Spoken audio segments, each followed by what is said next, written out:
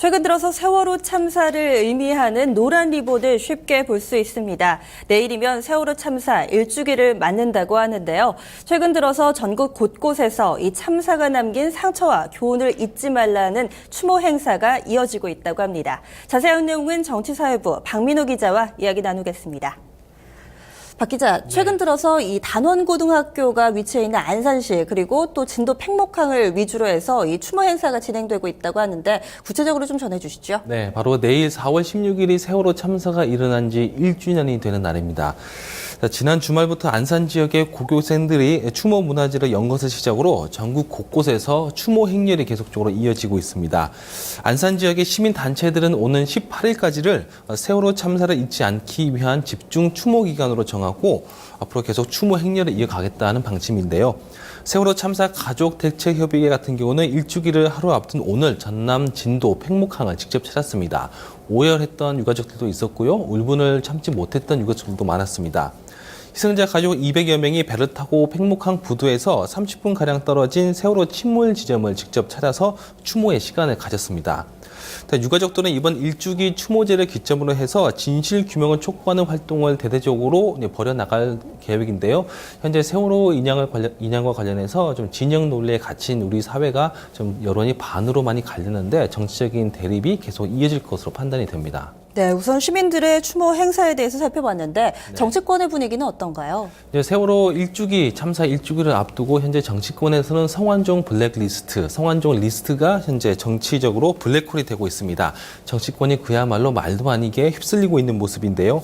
이런 와중에 박근혜 대통령은 내일 남미 순방 지역 해외 순방을 또 앞두고 있어서 세월호 1주기를 맞이하는 내일 또 자리를 비우게 되는 어수선한 분위기가 연출될 것으로 판단이 됩니다.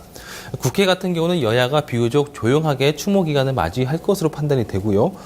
지난 주례회동에서 밝힌 것처럼 내일 국회 본회의에서 세월호 선체의 온전한 인양을 촉구하는 결의안을 처리하기로 의견을 모은 바 있습니다.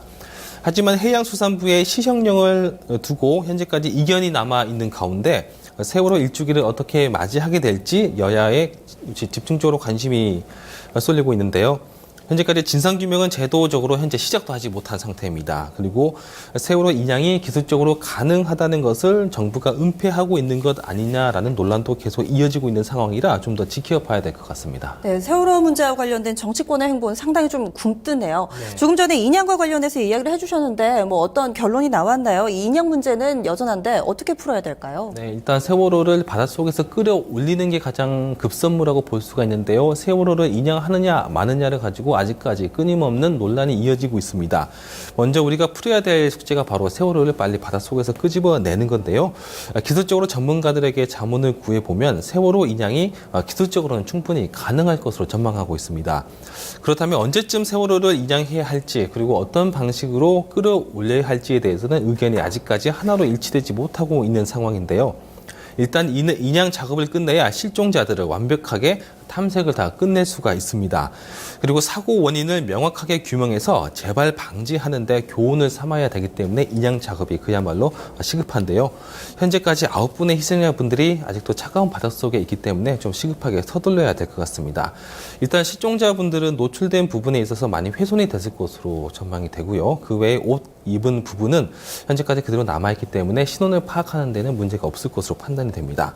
일단은 세월호를 어떤 방법으로든 바닷속 한가운데에서 일단 얕은 수심으로 빨리 끌어올리는 게 급선무입니다. 네, 우선 후속 처리도 안 되고 있는데 원인 규명 쪽도 지금 문제가 상당합니다. 이 특별조사위원회 구성되는데도 잡음이 상당했는데 조사를 하라고 만들어 놓은 이 특조위 전혀 지금 숙제를 풀지 못하고 있다고 하는데요. 진상조사 시작하지도 못하는 이유는 어디 있나요? 네, 지난해부터 계속되었던 세월호 특별법을 시행하는 과정에서부터도 상당히 문제가 많았었는데요.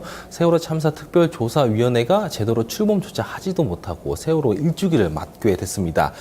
특별조사위가 제대로 조직도 구성하지 못하고 해양수산부의 시행령에 막혀서 여러 가지 인력이라든지 예산, 조직적인 부분이 상당히 애로사항을 겪고 있는 것으로 보이는데요. 특별조사위 활동을 구체화할 시행령을 둘러싸고 조사위원회와 유가족 그리고 정부가 한치의 양보도 없이 팽팽히 맞서고 있는 상황입니다. 유가족은 현재 정부가 입법 예고한 시행령이 애초 조사위가 제시한 원안에서 인력과 예산을 크게 축소했다고 비판하고 있습니다. 그리고 조사위의 사무처의 주요 직책을 정부가 파견한 공무원이 수행토록 한 시행령은 오히려 조사를 받아야 될 공무원에게 칼자루를 쥐게 했다면서 독립성을 크게 훼손하고 있다고 강하게 반박하고 있습니다. 일단 정부는 시행령 안 전체를 철회할 수는 없다는 입장을 보이고 있고요. 단지 일부 수정이 가능하다는 모습을 보이고 있는데요. 일단 이런 식으로 계속 시간을 끌 것으로 보이기 때문에 진상규명의 시간을 계속 끌면 끌수록 앞으로 우리 사회가 감당해야 될 그 대가는 점차 커질 것이라고 전문가들이 입을 모으고 있습니다. 네, 세월호와 관련해서 1년이 지났는데 남아있는 숙제가 상당하네요. 네. 오늘 말씀 고맙습니다. 고맙습니다.